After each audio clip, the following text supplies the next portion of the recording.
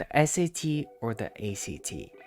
Which one to take was always on my mind while I was going through the college application process, because I was wondering if colleges really don't care whether or not you take the ACT or the SAT. So I actually went on a little bit of a research expedition, and I found these stats from 2021, since 2022 isn't over when this video was made. So in 2021, the SAT had 1.5 million test takers and the ACT had 1.3 million. I'm actually quite surprised at this number because I thought ACT would be lower.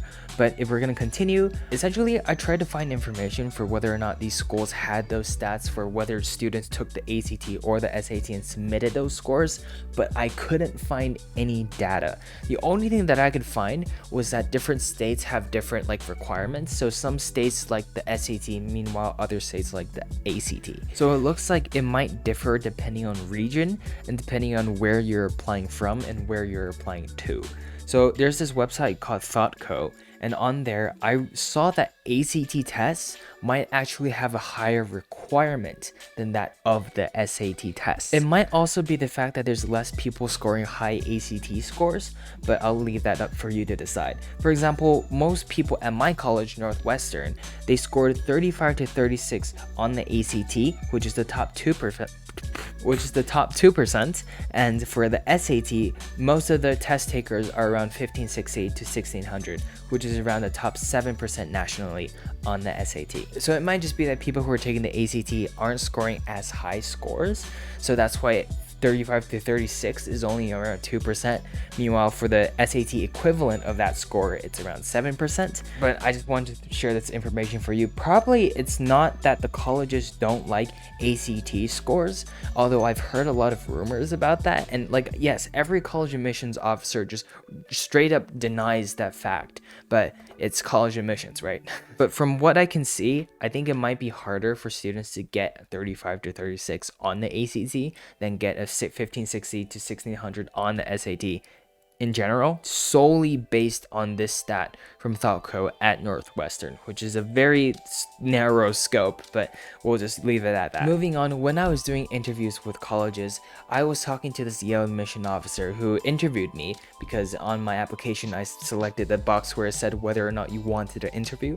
And the Yale admission officer essentially told me that my academics were at the right level, and that was why I was having an interview. So generally speaking, he said that my application, or at least the academic portions of my application, were vouched for by the admission office. That's why I was having the interview, to supply more information, I'm assuming. And even though he said that, I still got rejected from Yale.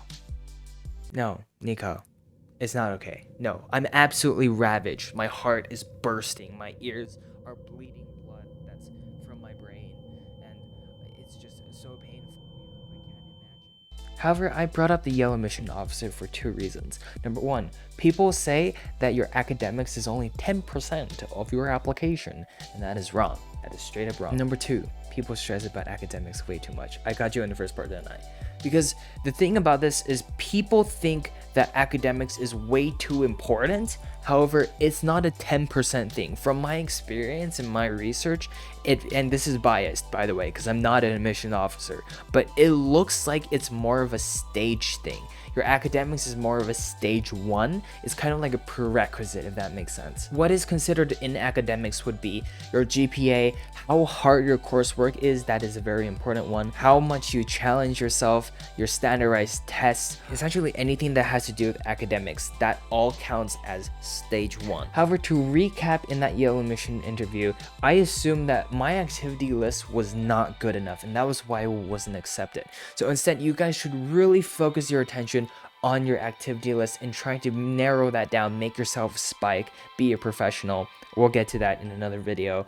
But continuing on with this ACT and SAT talk, don't stress if your score isn't too high, because all you need to do is reach that level. You just need to reach that level where the school can vouch for you, and so you can have that interview, and everything else is just up to your activity list and your essays, but more of your activity list. So moving on to which test you choose, the ACT or the SAT. And I just want to point out how much time I spent studying each of these individual tests. And if you look at this bookshelf of trauma over here, I spent way more time studying the SAT, and I got less results than from studying the ACT. Throughout all of my middle school to high school years, I was studying the SAT. I only studied the ACT once in 7th grade for like this Duke tip thing, whatever that is. The other time when I studied the ACT was when I was a rising senior and I needed like a test score really badly because my SAT was still at a 1450 during then. So I was like, oh, what am I gonna do? I'm panicky. Like I have to get a good score. 1450 is just not enough.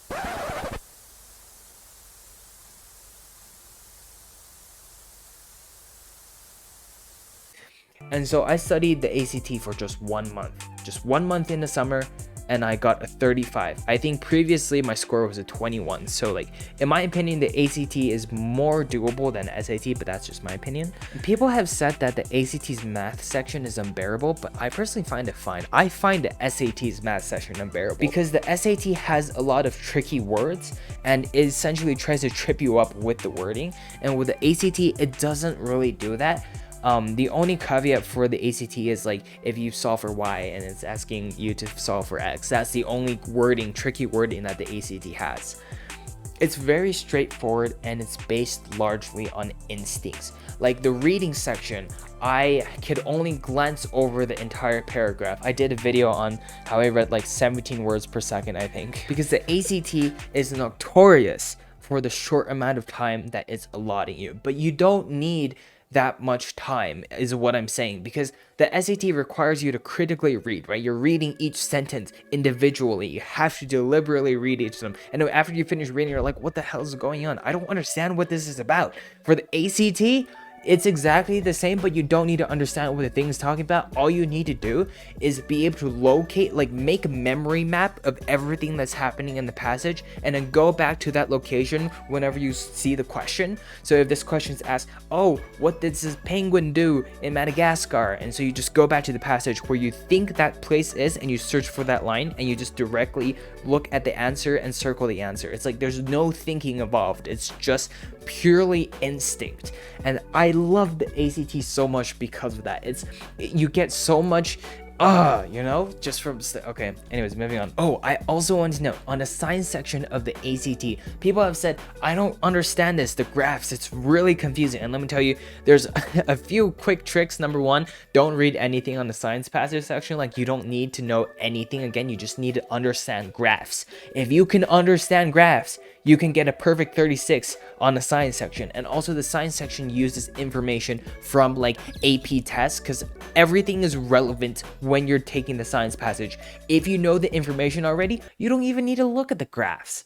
And so this is why the ACT is so good, because even if you don't know the information, you can just look at the graphs and get the information, like it's just that simple. Then you're wondering, why is so many people not getting a high score? And that's because they're not training enough, because I trained for 8 hours a day for every day for that month. So it's like intense training. Also, my friends called this the bookshelf of trauma, and it couldn't be all that bad, right? Jianj spent a day in there and he's fine, right, Jianj?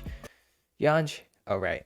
He's paralyzed neck down. Nico, can you wheel him out, please?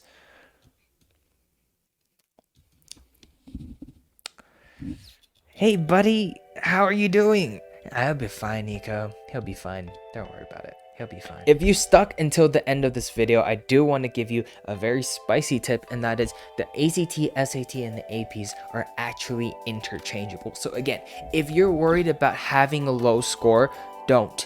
Start prepping for the AP tests, because AP tests, or so I've heard, can technically replace the SAT or the ACT test. There's different sections, of course, and if you can get like a 5 in English language and composition and English literature, maybe that can replace the SAT or the ACT's English section if you totally bomb that and you still scored well in the other sections. I think something that hurt me a lot was subject tests, because subject tests got redacted when I was in my junior year. However, a lot of people still have taken subject tests in their like sophomore and freshman year. Who takes subject tests in their sophomore and freshman year? Are you guys masochists or something? But now they're gone, so you can't take them anymore. So good for you guys. But unfortunately, I didn't have subject tests because I planned to take them in my junior year, but then they got redacted. To be honest, I'm pretty happy that they got redacted, because I don't feel ready for that. I feel completely not ready for the subject test. They feel too scary. I don't want to. experience that.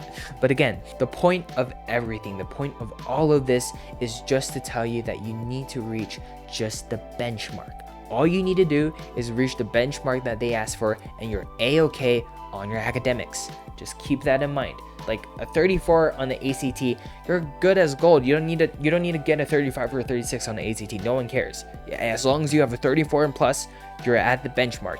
Everything else depends on your activity list, your recommendations, your essays, more on your activity list, to be honest, from my experience, but you'll have fun, I think. Thank you guys so much for watching. I will see you guys in the next video. Thank you so much for watching until this point of the video. I've already said thank you. That's fine. Don't subscribe. I'll see you in the next video. Bye.